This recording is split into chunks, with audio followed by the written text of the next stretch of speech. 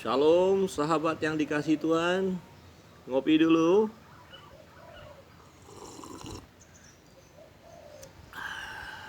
Nikmatnya kopi di pagi hari. Shalom. Pagi hari ini kita merenungkan firman Tuhan dari Hakim-Hakim pasal 20, kelanjutan dari pasal 19, satu peristiwa di mana seorang Lewi memutilasi gundiknya atau istrinya dan kemudian memotong 12 dan membagikan kepada suku-suku Israel. Dan di pasal 20 kita melihat akibat daripada tindakan itu membuat suku-suku yang lain marah dan berkumpul untuk memerangi suku Benyamin, secara khusus orang Gibea, orang-orang Dursila itu. Tetapi ironis sekali, suku Benyamin melindungi orang-orang Gibea sehingga terjadilah peperangan saudara. Jadi di sini kita lihat satu tindakan yang kurang bagus, kurang benar atau tidak benar dari Benyamin adalah membela yang tidak benar. Jadi membela yang tidak benar hanya akan membawa kehancuran. Itulah tema kita di pagi hari ini. Saudara yang terkasih dalam Tuhan, pasal 20 ayat 13 dan 14 berbunyi demikian. Maka sekarang serahkanlah orang-orang itu, yakni orang-orang Dursila yang di Gibea itu, supaya kami menghukum mati mereka, dan dengan demikian menghapuskan yang jahat itu dari antara orang Israel.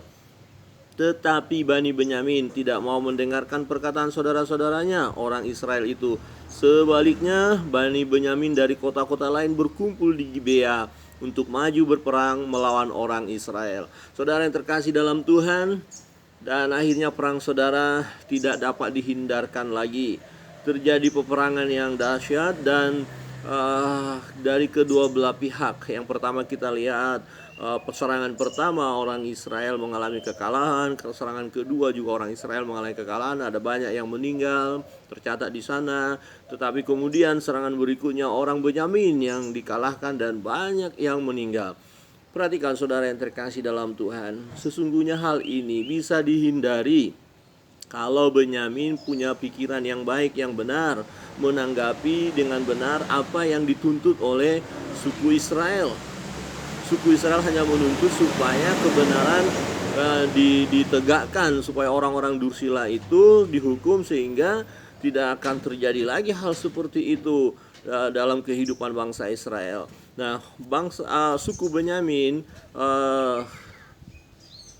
membela orang-orang Gibea dan terjadilah peperangan.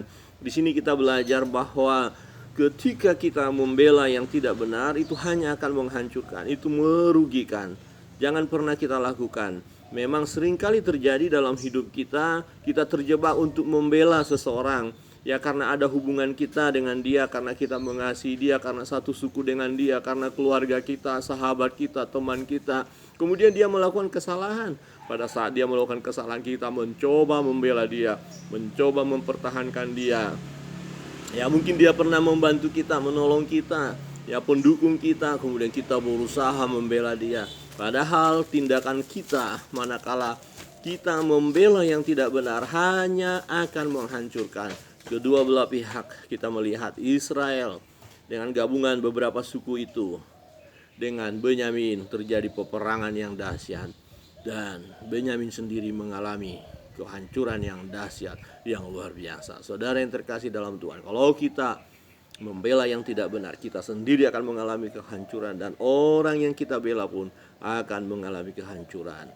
Tetapi yang perlu kita jalankan adalah kita harus membela yang benar, dan manakala ada yang tidak benar, kita harus mau terbuka mengungkapkan ketidakbenaran itu dan menyelesaikannya sehingga orang-orang yang melakukan kejahatan, orang-orang yang melakukan kesalahan akan dapat diperbaiki, akan dapat menyadarkan dirinya untuk kemudian bertobat, untuk kemudian kembali kepada jalan kebenaran. Kiranya Tuhan memberkati kita.